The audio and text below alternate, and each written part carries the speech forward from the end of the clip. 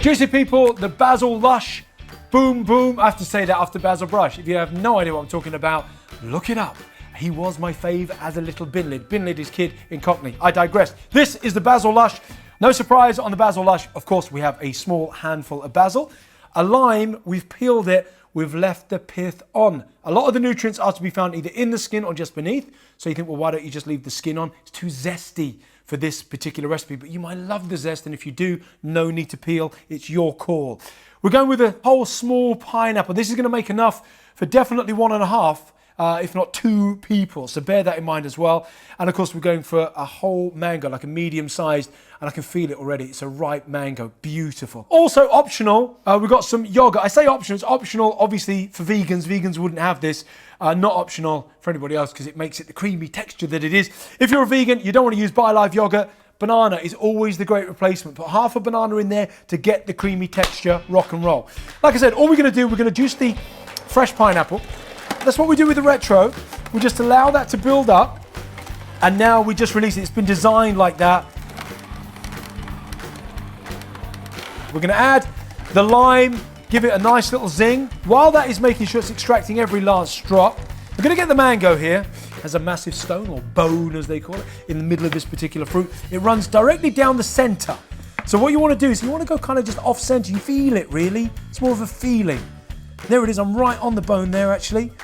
And then here you just get a little bit to the bone there. You just cut round. Get your blender. Okay. I'm using the Super Blend. These kind of blenders are really popular at the moment. There's several ways to get the flesh out, but it's that ripe and that delicious that you just think, oh, actually, I could just eat that, couldn't I? Make sure instead of juicing the basil, the idea is to put the basil into the blender. Now we're going to add the yogurt. And then we are just going to add some beautiful ice going in. Freshly extracted pineapple juice. This is going to have such a rich, creamy head. Everybody's taste is slightly different. So you might want to punch this up a little bit. You might want to add a little bit more basil when you make it. It's funny when some people make a recipe and they go, oh, well, I would have added a bit more of that in. Well, then do it. That's the idea, you know. Give it a quick blitz.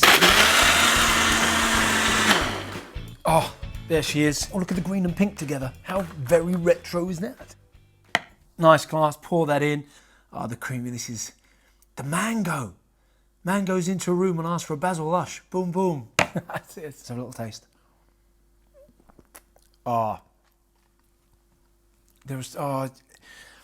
I don't know why. Sometimes I question myself, why don't I have fruit smoothies more? I don't. I tend to be a green person, because so many people are anti-fruit and this fit's bad for you and everything else. Fruit is not bad for you in any way, shape or form. This is just nature in a glass, blended together, all those textures, all those flavors, and bursting with nutrition. So there it is. This is the Basil Lush. Tell you what, I would have added just a little bit more basil in there, just saying.